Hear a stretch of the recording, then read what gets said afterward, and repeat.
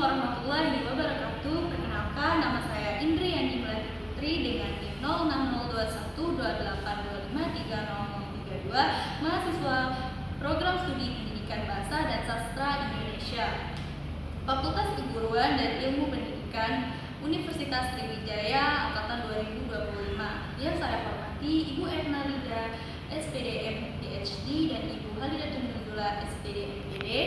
Pada kesempatan ini saya akan mempresentasikan materi mengenai peran generasi muda dalam pelestarian batik Indonesia.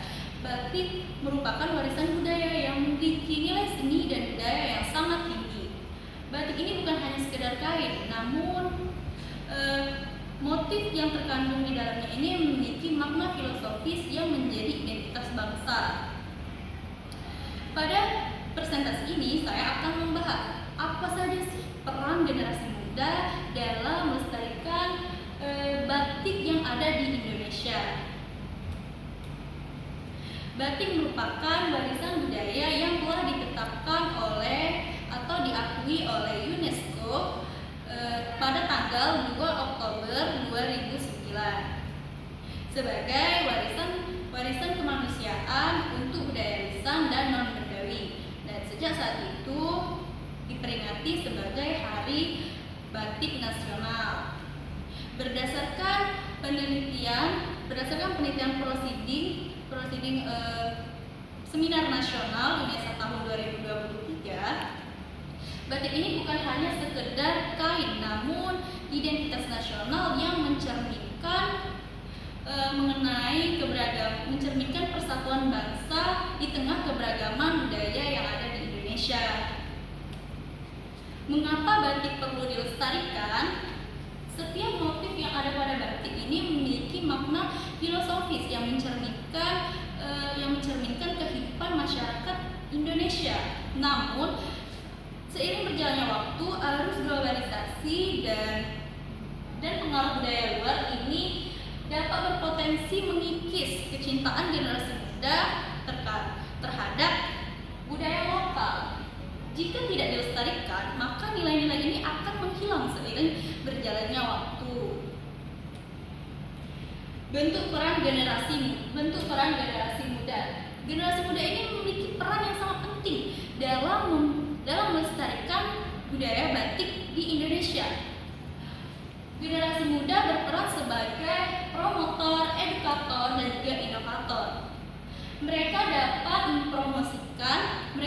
mempromosikan batik melalui berbagai sarana, termasuk sosial media. Lalu mereka juga dapat mengedukasi para masyarakat mengenai makna yang terkandung dalam batik tersebut. Selanjutnya mereka dapat menginovasi dan memadukan lagi desain batik itu dengan gaya modern yang disukai oleh para generasi sekarang. Selanjutnya, media sosial sebagai sarana pelestarian. Nah, media sosial ini juga dapat dijadikan sebagai salah satu sarana dalam mempromosikan batik. Banyak platform digital yang bisa menjadi wadah dalam mempromosikan batik seperti TikTok, Instagram, Facebook, dan lain-lain. Dengan menyajikan konten-konten yang kreatif seperti OOTD batik, bagaimana proses membatik, lalu penjelasan mengenai pemahaman, makna, dan nilai batik tersebut. Regenerasi batik melalui daerah. Di berbagai daerah, regenerasi batik ini berhasil dilakukan. Laweyan dari Solo dan juga Sukalaksana dari Garut ini menjadi contoh di mana para anak muda dilibatkan dalam produksi membatik, lalu hingga promosi, bahkan membuat usaha sendiri. Batik dan generasi Z. Sebagian generasi mengira bahwa batik ini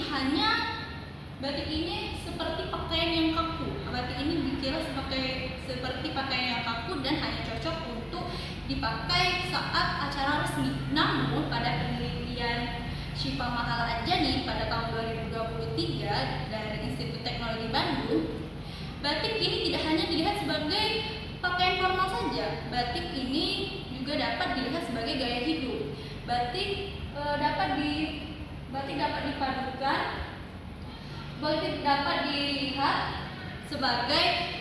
sebagai identitas diri, sekaligus ekspresi, sekaligus bagaimana kita mengekspresikan diri dengan cara memadukan batik dengan pakaian kasual, seperti pada contoh yang ada pada sebelah kiri saya. Ia memadukan baju batik dengan celana hitam lalu tas bercorak putih. Itu memberikan kesan kasual pada yang mengenakan, sehingga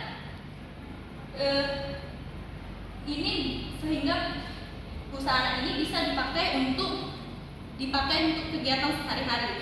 Lalu pada contoh yang di sebelahnya ini, dia menginovasikan desain batik menjadi tas yang dapat dipakai untuk kemana saja. Selanjutnya, batik mendunia. Nah, contoh sukses anak muda Indonesia.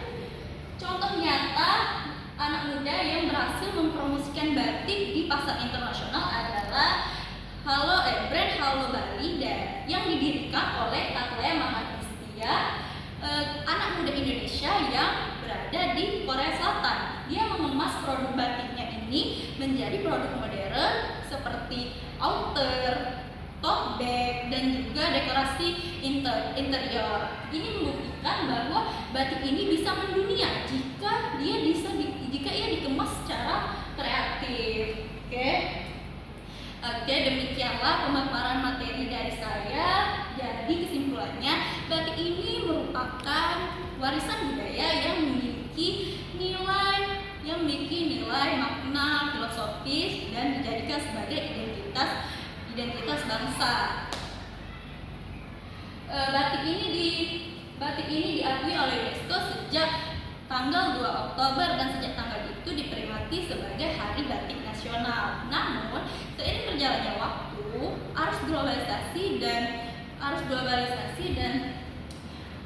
dan budaya luar ini menjadi tantangan untuk generasi muda dalam melestarikan batik.